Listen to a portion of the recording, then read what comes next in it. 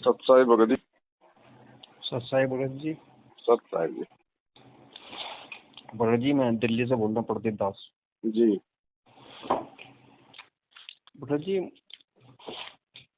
जो अभी बुलंदशहर में शासन नीति हुई थी, हाँ आपने उधर बोला था कि हमें सारनाम जैसे बार में द्वार में मिलेगा, हाँ है ना?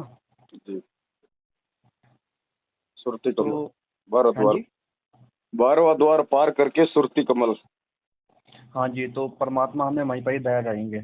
नहीं, वहां पे दया नहीं करेंगे। कहने का मतलब परमात्मा हमारी सुरती को वहां तक पहुंचा देंगे, ज्ञान दे के, भक्ति हाँ जी, करवा हाँ के। जी, हाँ जी, हाँ जी, हाँ, जब हमारी सुरती वहां तक पहुंच जाएगी, हाँ सुरती जी, कमल तक सुरती पहुंचने का मतलब है परमात्मा की पहचान कर लेना, खुली आंखों से सतलोक को देख लेना। हाँ जी, हाँ जी, तब हम उस शब्द के लायक बनेंगे, हम अधिकारी बनेंगे। हाँ जी। तो भगत जी, एक दास के साथ एक बार ऐसे हुआ था कि दास ना परमात्मा के लिए रो रहा था। हम्म मतलब कुछ कंडीशन ऐसी हुई थी कि मेरी लड़की है, तो मुझसे पैसे मांग रही थी, हम्म 10 रुपए।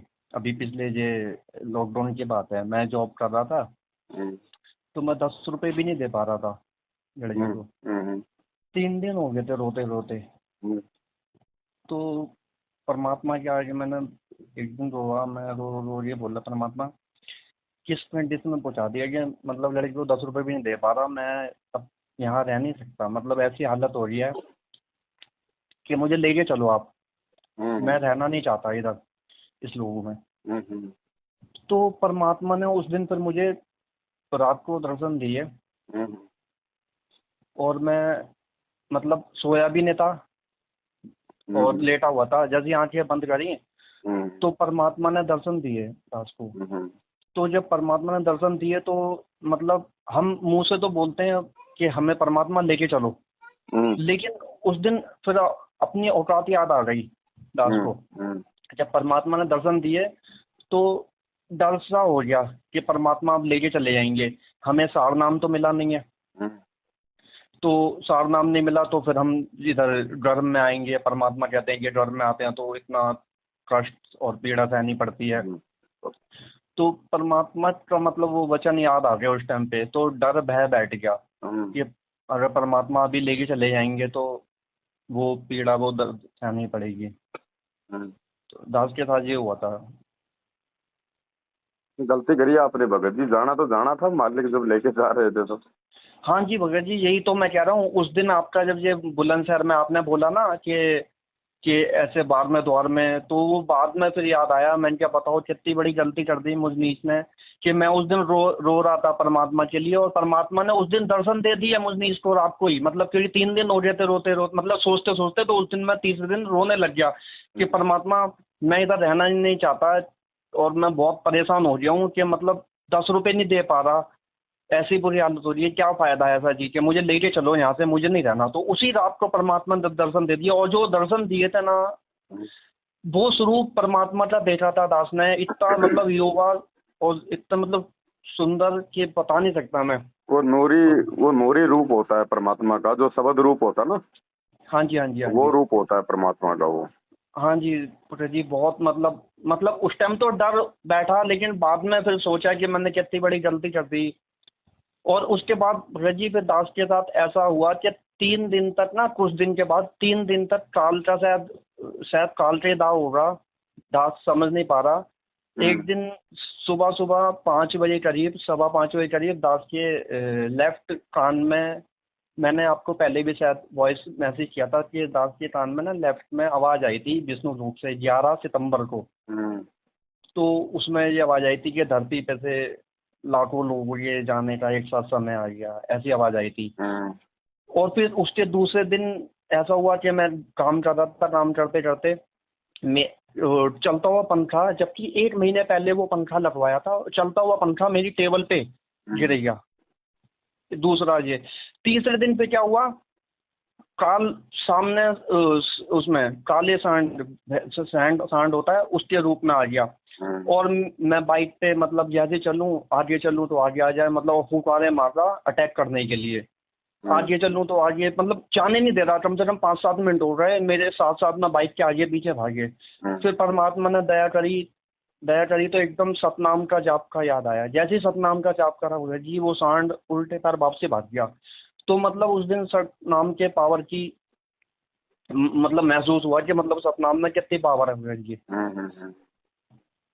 तो ऐसे 3 दिन अटैक हुए भगत जी। ये क्या था मतलब, ये काल का दाव था, ये क्या था? दाव तो काल का ही होता है भगत जी। अटैक तो काल ही करता है, परमात्मा तो बचाव करता है फिर। नहीं, परमात्मा तो बचाव करता है। जैसे ये विष्णु लोक से आवाज आई थी, ये तो परमात्मा का तो हो नहीं सकता ये भी। और ऐसा है ना, परमात्मा बीच बीच में हमारी रिहर्सल देखता है कि जब ये नहीं इसको फाइनल लेके जाऊंगा तब ये क्या होगा क्या नहीं होगा। तो बीच बीच में परमात्मा हमारे शरीर से आत्मा को निकाल के भी लेके जाएंगे काफी ऊंचाई तक, फिर वापस छोड़ देंगे। इससे क्या होता है ना, इससे आत्मा परिपक्व हो जाती है। हाँ जी, फिर हाँ जब जी। फाइनल स्टेज में जब आत्मा जाएगी तो उस समय इसको कोई घबराहट नहीं होगी। और साथ में फिर हमारे इतनी भक्ति होगी कि भक्ति के प्रेशर से हमारे को कोई मतलब भय नहीं बनेगा। और ज्ञान से हमारे को ये विश्वास होगा कि गुरुजी शब्द रूप में मेरे आसपास ही चल रहे हैं। जहां मुझे उनकी जरूरत पड़ेगी मैं उनको पुकारूंगा, उनका नाम स्मरण करूंगा तो गुरुजी उसी समय मेरे सामने प्रकट हो जाएंगे। तो हमारे अंदर नहीं, भय नहीं रहेगा भगत जी। हाँ जी, हाँ जी। नहीं भगत जी, ये तो खैर दास के साथ है। दास को अनुभव होता रहता है मतलब हर चीज का। परमात्मा रिहर्सल कराते रहते हैं सपनों में भी। और जी। ऐसे ही दास के साथ में दवाइयों को लेके छुड़वाने की परमात्मा की इतना बड़ा चमत्कार था कि दास के एक बार 3 बजे रात को पेट में दर्द हो गया। मैं हॉस्पिटल अकेला चला गया, अकेला इंजेक्शन लगवा दिया, दवाई लेके आ गया। ये कोरोना से पहले की बात है। तो मैं दवाई लेके इंजेक्शन लेके लगवा के आ गया और जब घर पे आके लेट गया मतलब 15-20 मिनट में पेट का दर्द सही हो जाता है, लेकिन नहीं हुआ। तो फिर मैंने दवाई भी खा ली। उसके बाद भी दर्द सही नहीं हुआ। 4 बजे से 8 बजे मैंने अपनी भगतमती को बोला, मैं क्या मेरे पेट का दर्द सही नहीं हो रहा। कह रही एक काम करो, किसी और डॉक्टर के पास चले जाओ। मैं क्या ठीक है जाता हूँ। लेकिन उससे पहले क्या हुआ, मैं दूसरे फ्लोर पे दरबार लगा हुआ है परमात्मा का, तो वहीं पर ही वॉशरूम है, वहाँ बाथरूम चला गया। तो परमात्मा ने प्रेरणा करी कि डॉक्टर के पास जाने से पहले एक बार परमात्मा के दंडवत करके जल पी लो। अमृत जल लिया भगत जी। और अमृत जल लेते के साथ ही वो पेट का दर्द ऐसे छू हो गया जैसे कभी था ही नहीं। 4 घंटे तड़पने के बाद तो फिर वो पता चला कि दवाइयाँ तो ये हमारे लिए बेकार है, किसी काम की है ही नहीं है। तो परमात्मा की उस दिन से मतलब दवाइयाँ बिल्कुल छोड़ दी। 2-2.5 साल हो गया कि दवाइयों की जरूरत ही नहीं पड़ती।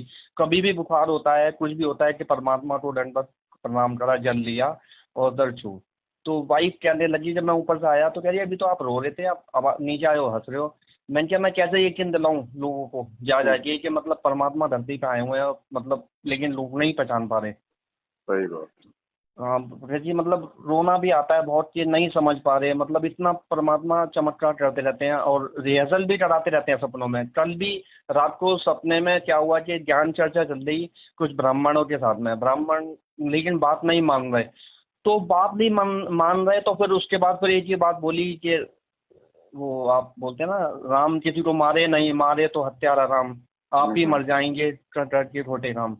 तो ये दास ने बोली मतलब सपने में भी ज्ञान चर्चा चलती रहती है और बात होती रहती है ऐसे ही। बढ़िया। और एक बार अभी जो युद्ध चालू हुआ ना, वो ये जो चल रहा है ये रूस का। तो दास के साथ क्या होता है, ये अभी ये 2 दिन मतलब जब युद्ध चालू भी नहीं हुआ था तो उससे पहले 3 दिन पहले, 2-3 दिन पहले ही सपने आने चालू हो गए कि अब धरती पे जो मतलब पहले जो आवाज आई थी विष्णु लोक से कि अब वो समय आ चुका है मतलब विनाश का चालू होने का। तो 2 दिन पहले वो सपने में आया और 2 दिन के बाद ही युद्ध चालू हो गया। मैंने अपनी भगतमती को बताया कि जो पहले आवाज आई थी ना, वो समय आ चुका, अब चालू होने का युद्ध। तो क्या, ये तुम तो अपनी तरफ से बोलते रहते हो, मैं क्या कहिए, चलो कोई बात नहीं। फिर 2 दिन बाद ही पता लगा कि युद्ध चालू हो गया। जबकि दास के घर में टीवी नहीं है, कुछ नहीं है। मतलब टीवी हम देखते नहीं, जरूरत ही नहीं पड़ती टीवी देखने की, क्योंकि है भी नहीं और लेके भी नहीं है। हमने करना क्या टीवी देख के। तो ऐसे परमात्मा रिहर्सल कराते रहते हैं जी। चलो बढ़िया है, दया है मालिक की। अब भक्ति करेंगे तो भक्ति का रिएक्शन तो होगा ना भगत जी। हाँ जी, हाँ जी। किसी को पहले किसी को बाद में होना तो है ही। चलो ठीक है भगत जी। ठीक है भाई जी, सब साथ है। का है। जय हो बंदी जोड़ की।